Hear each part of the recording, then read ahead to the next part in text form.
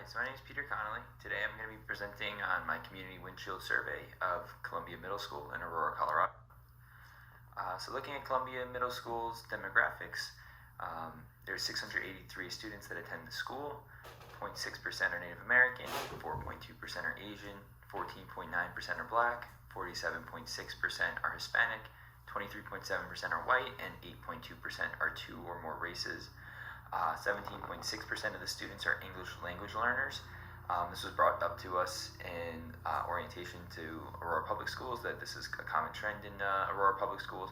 It's just something that we have to take into account when we're teaching these children. 66.6% of the students are on free or reduced lunch. This image here just shows you the school district border. As you can see, there's a couple of communities that attend this school.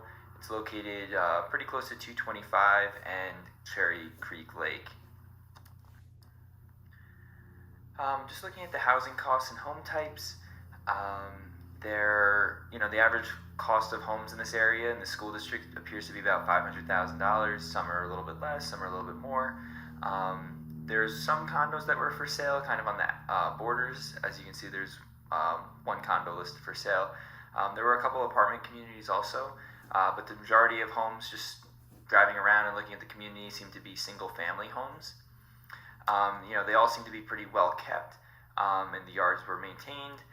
Just looking at some of the homes, it seems like most of them were built in the 1980s and kind of have the colonial style build. There are plenty of green spaces around the school itself. They seem to be within walking distance. Something that really caught my eye was that there were plenty of bike racks at the school. There weren't too many bikes at the time when I was there, but I think the weather, it's not as warm out now as it's kind of close to the winter time. So I'm thinking maybe when it's warmer out, there's going to be a lot of kids riding their bikes to school because there's so many bike racks, which I think is really great. There's also two parks that are located within walking distance to the school, Hilltop Park and El Dorado Park. Both of these places had playgrounds that were available. They also had a lot of open grass for if you wanted to throw a ball around or have a picnic, set up a volleyball net. There's just a lot of things you could do. The parks were pretty well maintained. There's nice sidewalks, kind of some walking paths or biking paths at both of the parks. The school also had fields set up where they had places where kids could play. The Hilltop Park had tennis courts and basketball court. So there just seemed like there was a lot of opportunities for families and children to get outside and play with their friends in these areas, especially right after school, or if you live in that area, you could walk there. There's also a lot of bike paths that are in the area, and the sidewalks are pretty well kept, so you can walk on the sidewalks.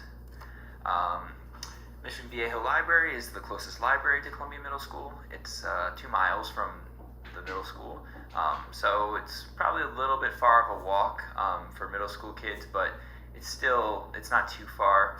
I think it was like probably a 15-minute bike ride, and then if you want to drive, it's probably under 10 minutes from the school. This public library has lots of events. There's live music, there's book readings and game nights. When I was on the website specifically for teens, I saw they have a video game club that meets pretty frequently, and then they also had a lot of artistic events.